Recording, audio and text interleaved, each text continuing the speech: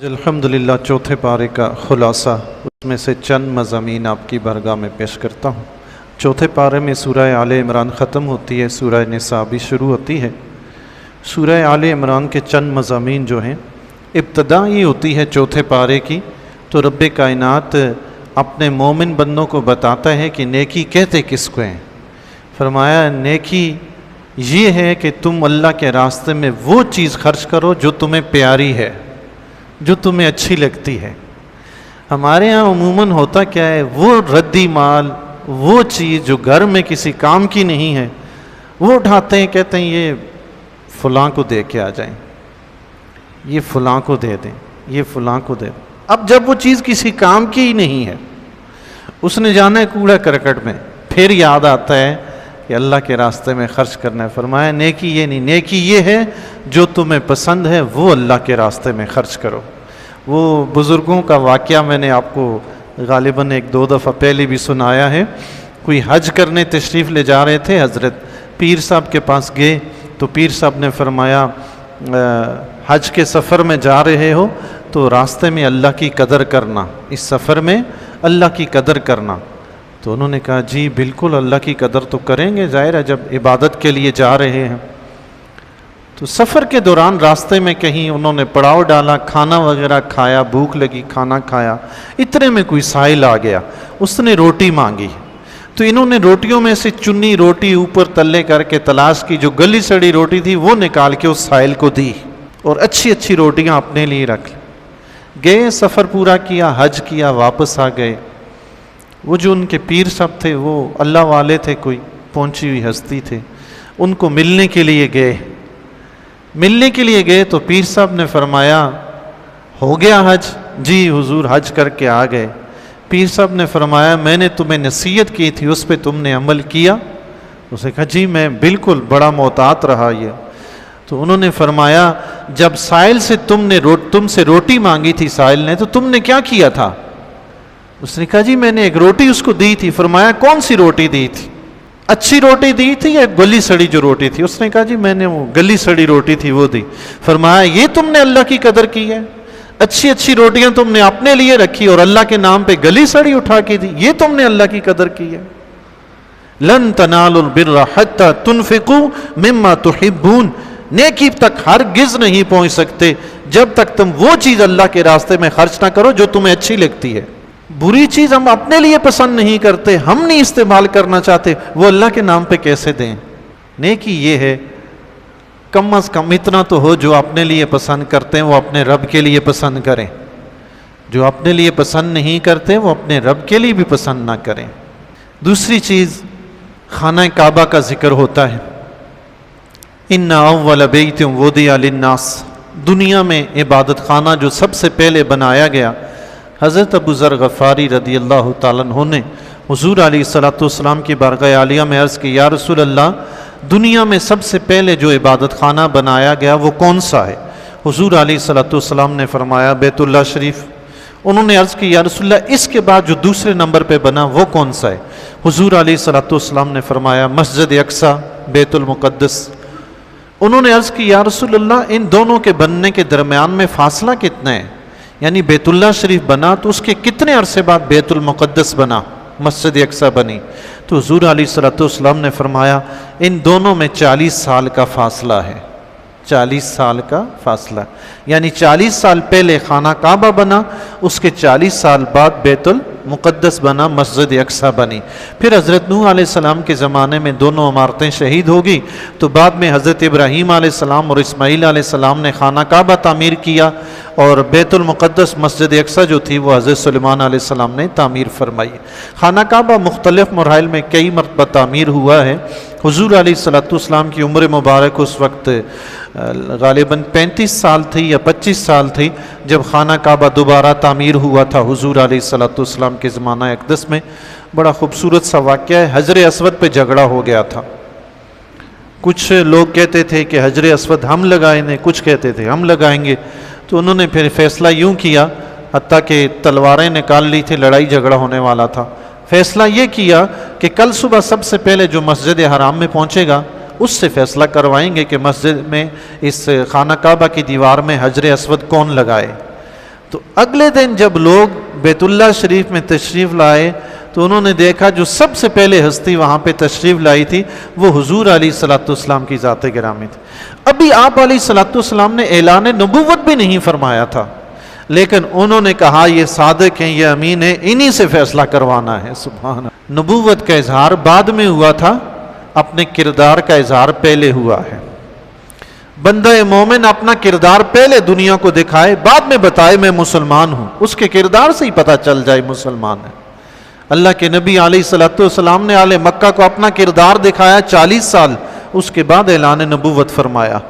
تو جب حضور علیہ الصلوۃ والسلام سے فیصلے کی عرض کی گئی تو حضور علیہ الصلوۃ والسلام نے، جب میں نے یہ واقعہ پڑھا تھا اس وقت غالباً 4 یا 5ویں کلاس کی اردو کی کتاب میں نے پڑھا تھا، لیکن آج تک میرے ذہن میں نقش ہے ایک بات، وہ بات یہ تھی جو اس وقت پڑھتے ہوئے میرے ذہن میں آئی تھی، اس وقت بچپن تھا حالانکہ، لیکن فوراً میرے ذہن میں جو بات آئی وہ یہ تھی کہ یا اللہ حضور علیہ الصلوۃ والسلام فیصلہ کیا کریں گے؟ یہ تو سب لڑ رہے ہیں، سب جھگڑ رہے ہیں کہ حجر اسود میں لگاؤں گا، اب یہ جھگڑا ختم کیسے ہوگا؟ تو جب پڑھا نا کہ حضور علیہ الصلوۃ والسلام کو فیصلہ سونپ دیا کہ حضور فیصلہ کریں گے، تو حضور علیہ الصلوۃ والسلام نے فرمایا ایک چادر لے کے آؤ۔ سب ایک بڑی چادر لے کر آئے۔ حضور علیہ الصلوۃ والسلام نے فرمایا حجر اسود اس کے اندر رکھو۔ حجر اسود اس چادر میں رکھ دیا گیا۔ اب جو قبائل حجر اسود لگانا چاہتے تھے حضور علیہ الصلوۃ والسلام نے ان کے سرداروں کو بلا لیا اور سب سرداروں سے کہا کہ حجر اسود کی یہ جو چادر ہے اس چادر کو سب مل کے پکڑو۔ سب نے پکڑا، فرمایا اسے اٹھا کے دیوار تک لے کے آؤ۔ سب حجر اسود اٹھا کر دیوار تک لے کر آئے۔ حضور علیہ الصلوۃ والسلام نے اپنے ہاتھوں سے اٹھایا، دیوار میں لگا دیا۔ سبحان اللہ۔ یوں سارے راضی ہو گئے کہ ہم نے لگایا۔ سبحان اللہ۔ اس وقت بھی ایمان اش کر اٹھا تھا میرے مولا۔ نبی تو نبی ہوتے ہیں نا جی، ان کے پاس کس بات کا حل نہیں ہوتا ہے۔ تو قرآن کریم میں اس 4 پارے میں اللہ تعالیٰ نے خانہ کعبہ کا ذکر فرمایا کہ وہ دنیا میں سب سے پہلا عبادت خانہ ہے۔ اس کے بعد اللہ تبارک و تعالیٰ نے مومنوں کو حکم ارشاد فرمایا ایمان والو تقوی اختیار کرو، اللہ کی رسی کو مضبوطی سے پکڑو، آپس میں متحد ہو جاؤ، اتفاق اور اتحاد سے رہو، تفرقہ بازی نہ کرو۔ اتفاق اور اتحاد کی طاقت کسی بزرگ نے مرتے وقت اپنے بیٹوں کو یوں سکھائی تھی، فرمایا بیٹا سب ایک ایک لکڑ لے کے آؤ۔ ایک ایک ٹینی لکڑی لے کر آئے تو انہوں نے کہا ان سب کو باندھو۔ 10-11 بیٹے تھے ان کے، وہ سب ایک ایک لکڑی لے کر آئے، فرمایا اس کو باندھو۔ جب ان لکڑیوں کو باندھ دیا گیا تو پھر پہلے بڑے بیٹے کو دیا، فرمایا بیٹا اس گٹھے کو توڑو۔ تو وہ 10-12 لکڑیاں تھیں، اتنی ساری گٹھی، تو وہ کیسے توڑتا؟ نہ توڑ سکا۔ دوسرے بیٹے کو، تیسرے کو، سب بیٹوں کو دیا، کوئی بھی نہ توڑ سکا۔ پھر فرمایا اچھا کھولو اپنی اپنی لکڑی ایک ایک لے لو۔ سب نے ایک ایک لے لی، فرمایا اب اسے توڑو۔ اب انہوں نے توڑا تو توڑ دیا۔ فرمایا میرے بچوں اس لکڑیوں کے گٹھے کی مانند آپس میں متحد رہو گے تمہیں کوئی نہیں توڑ سکے گا۔ اگر تم ان ایک ایک لکڑی کی مانند الگ الگ ہوگے تو کوئی بھی تمہیں توڑ سکتا ہے۔ رب نے فرمایا اتقوا اللہ، اللہ سے ڈرو، واعتصموا بحبل اللہ جميعا ولا تفرقوا، اللہ کی رسی کو مضبوطی سے تھامو۔ کس کو؟ یعنی دین اسلام کی پیروی کرو، بس اپنے آپ کو اس کا پابند بنا لو کہ جو اللہ اور اس کے رسول کا حکم ہے اسی کے مطابق زندگی بسر کرنی ہے۔ فرمایا اتفاق اور اتحاد کی زندگی جیو، تفرقے نہ ڈالو، آپس میں اختلافات پیدا نہ کرو۔ اللہ اس کے ساتھ ہی امر بالمعروف اور نہی عن المنکر کا حکم دیا۔ اللہ تعالیٰ نے فرمایا ہے اسی سورہ آل عمران میں کہ مسلمانوں جو تم دنیا میں بھیجے گئے ہو تم بہترین امت ہو، تو فرمایا تم نیکی کا حکم دو، برائی سے روکو لوگوں کو۔ غزوہ احد اور غزوہ بدر کا ذکر ہے۔ غزوہ احد اور غزوہ بدر کافی تفصیل سے ذکر ہے اس میں۔ سب سے پہلے غزوہ بدر ہوا تھا سن 2 ہجری میں، 17 رمضان المبارک۔ غزوہ بدر جو ہوا وہ رمضان المبارک میں ہوا تھا سب سے پہلے۔ کفار مکہ مسلمانوں کو مکہ المکرمہ میں تو ستاتے تھے، لیکن جب حضور علیہ الصلوۃ والسلام اور صحابہ کرام مدینہ میں ہجرت تشریف کر کے لے آئے تو اس کے بعد بھی کفار ستاتے رہے، لوٹ مار کرنے کے لیے مدینہ کی سرحد تک آ جاتے تھے، وہاں سے جانور وغیرہ پکڑ کے لے جاتے تھے۔ تو آقا علیہ الصلوۃ والسلام نے چاہا کہ ان کو لگام ڈالی جائے، ان کا کچھ علاج کیا جائے۔ تو ان کا تجارتی قافلہ مدینے سے ہو کر شام کی طرف جایا کرتا تھا۔ حضور علیہ الصلوۃ والسلام نے فرمایا کیوں نہ ہو ہم ان کا یہ تجارتی راستہ بند کریں تاکہ یہ کچھ تھوڑا سا ہمیں بھی چین سے رہنے دیں۔ اردو میں بولا جاتا ہے نا، جیسے کو تیسا، برداشت کرنے کی ایک حد ہوتی ہے، اس وقت تک تو بندہ برداشت کرتا ہے، لیکن جب دیکھتا ہے کہ یہ اگلا سیدھے راستے پہ آنے کو تیار نہیں ہے تو پھر دفاع کرتا ہے۔ جب تک دفاع نہیں کریں گے نا، دوسرا آپ کو پیستا رہے گا، ڈرتے رہیں گے تو مرتے رہیں گے، ڈٹ کے کھڑے ہوں گے تو موت آئی تو ایک ہی دفعہ آئے گی، آتی وہ وقت مقرر پہ ہے، چاہے بندہ گولی کے سامنے بھی کھڑا ہو، موت نہیں ہے تو نہیں ہے، نہیں آتی۔ کئی ایسے لوگ ہیں گولیاں لگتی بھی ہیں بچ جاتے ہیں۔ ملالہ یوسف زئی صاحبہ، سر میں بھی گولیاں لگی، پتہ نہیں کہاں کہاں لگی، ابھی تک دنیا میں زندگی جی رہی ہے۔ مرتا بندہ ایک ہی دفعہ ہے، ڈرے نہیں، اللہ سے ڈرے، باقی کسی سے نہ ڈرے۔ حضور علیہ الصلوۃ والسلام کے پاس کوئی جنگی طاقت نہیں تھی، مگر پھر بھی حضور علیہ الصلوۃ والسلام اپنے 313 صحابہ کرام رضی اللہ تعالیٰ عنہ کے ساتھ بدر کے مقام میں تشریف لے گئے تھے تجارتی قافلے کا راستہ روکنے کے لیے، اہل مکہ کو سبق سکھانے کے لیے، ان پہ پریشر ڈالنے کے لیے، لیکن انہیں اطلاع ہوئی تو وہ جنگ کرنے کے لیے 1000 کا لشکر لے کر آ گئے جنگی ساز و سامان کے ساتھ۔ پھر یہ ہوا کہ اللہ تبارک و تعالیٰ نے اپنے حبیب علیہ الصلوۃ والسلام اور مسلمانوں کی مدد فرمائی، 313 مسلمانوں کو 1000 کے لشکر کے مقابلے میں اللہ نے فتح عطا فرمائی۔ اس میں جو شکست ہوئی تھی کفار مکہ کو، قریش مکہ کو، تو انہیں بڑا دکھ تھا، تو انہوں نے انتقام لینے کے لیے غزوہ احد میں وہ آئے تھے۔ احد کے میدان میں جو آئے 3000 کا لشکر لے کر، ابو سفیان اس وقت سپہ سالار تھے، بعد میں آپ ایمان لائے، صحابی رسول ہیں، بعد میں ایمان لائے تھے۔ غزوہ احد میں حضرت خالد بن ولید رضی اللہ تعالیٰ عنہ بڑی بڑی اسلامی جنگی انہوں نے لڑی، اللہ اکبر، ان جیسی مثال اسلام میں شاید ہی کوئی ملے، اللہ، بہت ہی بڑے بہادر نہ ڈر مجاہد تھے، اللہ اکبر۔ وہ بھی غزوہ احد میں مسلمانوں کے مخالف تھے، قریش مکہ کے ساتھ آئے تھے۔ تو غزوہ احد میں جو جنگ ہوئی، اس جنگ میں حضور علیہ الصلوۃ والسلام نے 50 تیر اندازوں کو حضرت عبداللہ بن جبیر رضی اللہ تعالیٰ عنہ کی سربراہی میں پہاڑ کی ایک گھاٹی میں انہیں بٹھا دیا تھا کہ یہاں آپ لوگوں نے پہرا دینا ہے، اور جب تک میں حکم نہ دوں وہاں سے ہلنا نہیں ہے، اگرچہ ہمیں شکست ہو، اگرچہ ہمیں فتح ہو، کچھ بھی ہو، لیکن جب تک میں نہ کہوں تم لوگوں نے وہاں سے ہلنا نہیں۔ تو جب جنگ شروع ہوئی، میدان جنگ میں مسلمانوں کا لشکر تو 1000 کا تھا، کفار کا 3000 کا تھا، لیکن منافق تھے عبداللہ بن ابی، وہ اپنے 300 ساتھیوں کو لے کر واپس چلا گیا۔ اس نے کہا کہ میرا مشورہ نہیں مانا گیا، چونکہ غزوہ احد میں حضور علیہ الصلوۃ والسلام نے پہلے صحابہ سے مشورہ فرمایا جنگ مدینے کے اندر رہ کر لڑیں یا باہر میدان میں جا کے لڑیں۔ تو جو نوجوان صحابہ کرام تھے ان میں جذبہ شہادت کا ایک ذوق و شوق تھا، جذبہ تھا، وہ چاہتے تھے میدان میں جا کے لڑیں گے، یہاں نہیں۔ تو اکثریت تھی پھر ایسوں کی جو یہ چاہتے تھے کہ جنگ ہو تو میدان میں ہو، گھر میں نہیں۔ لیکن عبداللہ بن ابی کی رائے تھی کہ یہاں شہر کے اندر مدینہ میں رہ کے جنگ لڑی جائے۔ تو اب چونکہ اکثریت کے مطابق حضور علیہ الصلوۃ والسلام نے فیصلہ کیا، تو یہ منافق انسان غزوہ احد کے قریب، میدان احد کے قریب پہنچ کے 300 ساتھیوں کو واپس لے کر آ گیا، یہ کہا کہ میرا مشورہ نہیں مانا گیا۔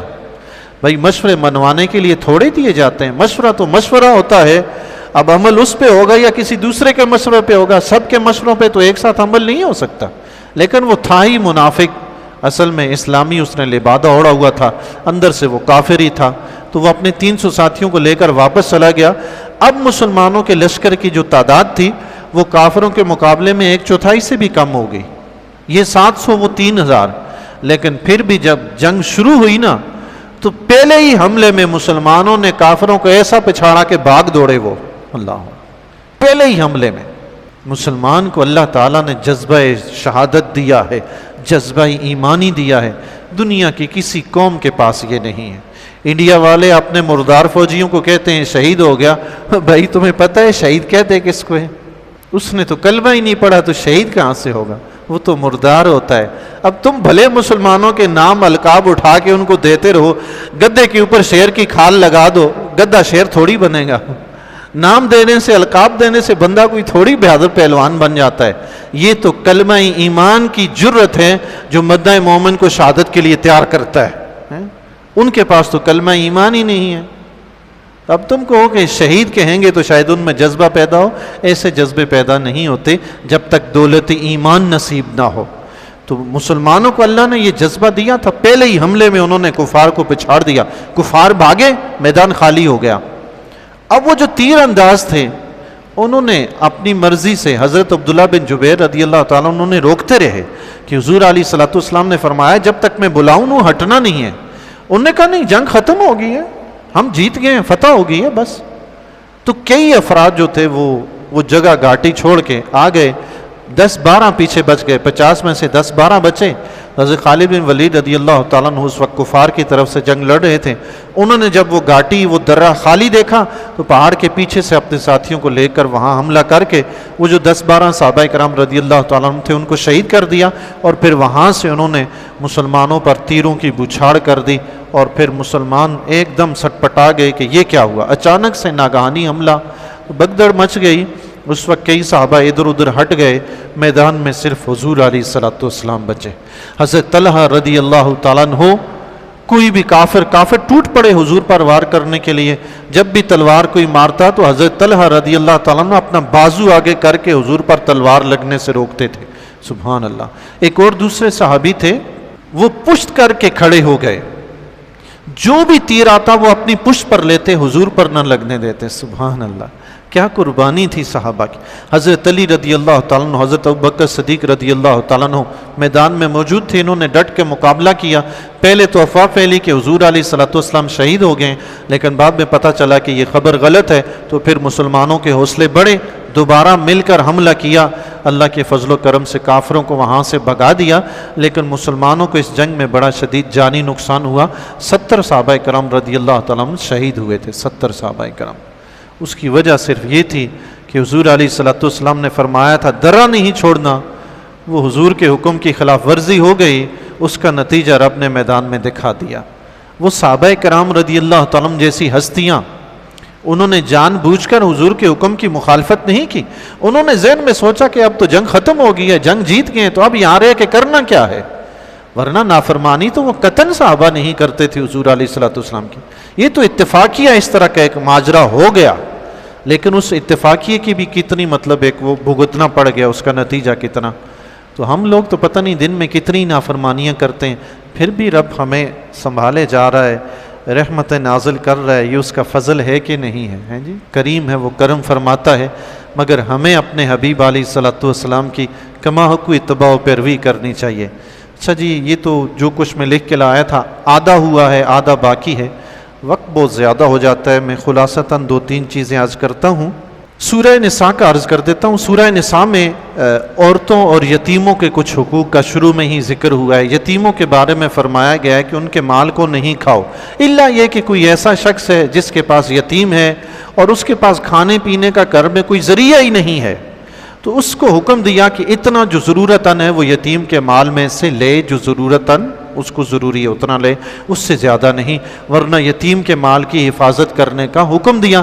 جب تک یتیم بالغ نہ ہو جائے، شادی کے قابل نہ ہو جائے، اپنا مال سنبھالنے کے قابل نہ ہو جائے، اس وقت تک وہ مال اس کو نہیں دینا۔ جب وہ اس قابل ہو جائے اس کا مال اس کو دے دینا ہے، اس کی شادی بھی کروا دینی ہے۔ پھر میراث کا ذکر ہے۔ میراث جس طرح تقسیم کی جاتی ہے وارثوں میں، اس کی تفصیل پوری سورہ نساء کے شروع میں ہی اللہ تعالیٰ نے ذکر فرما دی ہے۔ چوتھا پارہ اختتام ہوتا ہے تو اس کے اختتام میں اللہ تبارک و تعالیٰ نے محرمات عورتوں کا ذکر فرمایا ہے، ایسی عورتیں جن کے ساتھ ہمیشہ ہمیشہ نکاح کرنا مرد کے لیے حرام ہے، ان عورتوں کا ذکر فرمایا ہے، اور اسی پہ پارے کا اختتام ہوتا ہے۔ اللہ تبارک و تعالیٰ حسب توفیق قرآن کریم کو پڑھنے، سمجھنے، عمل کرنے کی توفیق عطا فرمائے۔